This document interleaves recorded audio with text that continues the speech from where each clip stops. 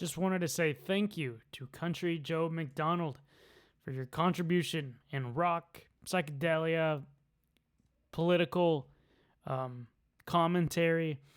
He was the singer in one of the greatest, maybe the greatest anti-war song. I feel like I'm fixing to die, right? I apologize. I don't even know a whole lot about him or the band. I'd like to know more, but I know the song for sure. He played it at Woodstock. He did the whole thing. I think normally he would say, "Give me an F, give me an I, give me an S, give me an H" before his song began, but at Woodstock he said, "Give me an F, give me a U, give me a C, give me a K." And you can just see in the official documentary when it pans to people in the audience, like everybody's not just grooving to the music, but like nodding, like what is going on with Vietnam and the war right now. And it's crazy how close we are to those times. The illusion of how far away it is because clothing styles, cars, technology, everything changed so fast from the 60s to the 70s to the 80s to the 90s to now. But I mean, the 69 to 99 is almost the same difference we're about to be in, right? 99 to 2029. The 99 doesn't feel as far back because clothing hasn't as radically changed. Cars have not as radically changed.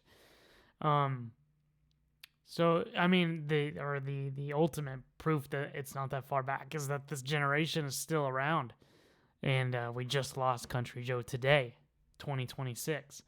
So yeah, and that's a really cool time. This organ-driven acid rock.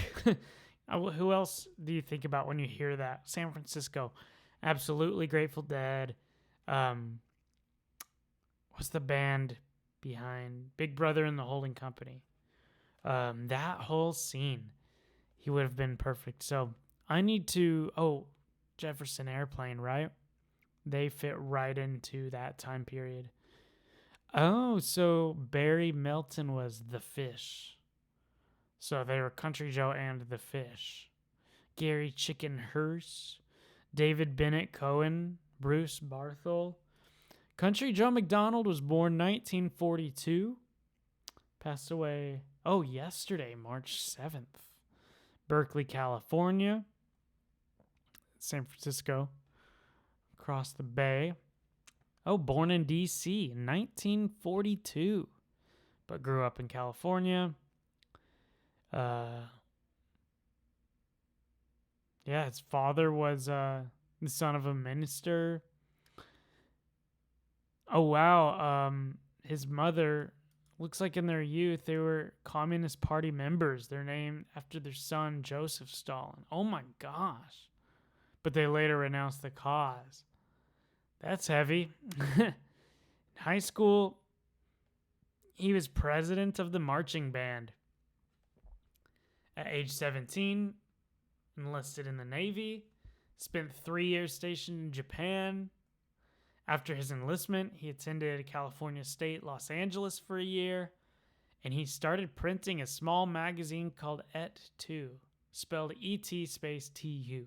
Sorry, I'm just reading because I'm learning this for the first time, and I think this is interesting. In the early 60s, he dropped out of college, moved to Berkeley with his first wife, hoping to become a folk musician. Is it folk or folk? He began busking on Telegraph Avenue. Let's see. He became involved with this free speech movement. Recorded 33 albums. Wrote hundreds of songs over a career spanning 60 years. Okay, so I've got some catching up to do. Signed to Vanguard Records.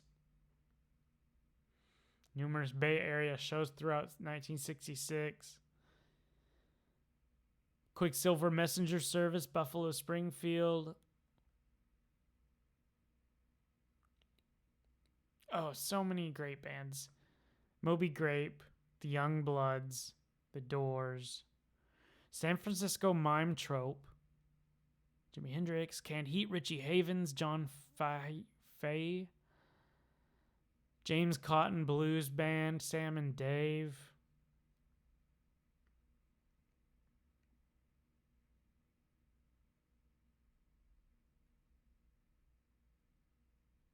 Yeah. A lot of great late 60s history here. Let's see if there's a documentary. Country Joe documentary. How we stopped the war in 1969. Let's see. There's a 10-minute video with what looks like the guys of the band talking. Interview. Man, what's a good movie that it's like San Francisco, late 60s, anti-war, political, hippies, psychedelic.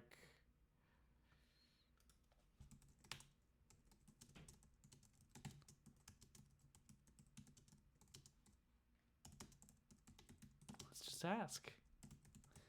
Psychedelic, rock, etc. Let's see what comes up. Late counterculture, politics, Easy Rider.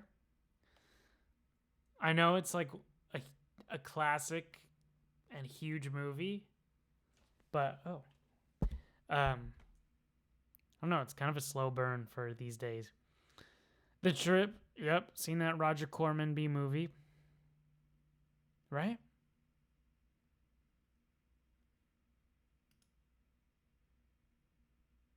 Yep, Roger Corman. Oh, that's Peter Fonda. Medium Cool. Vietnam War protests. Real footage from the 1968 Democratic Convention riots. Monterey Pop.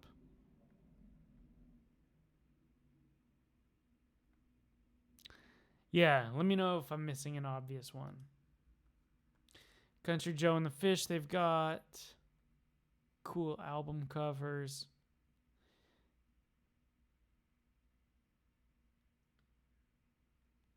Yeah. Rest in peace. Thank you, Country Joe McDonald. All right, let me know your thoughts, and see you next time.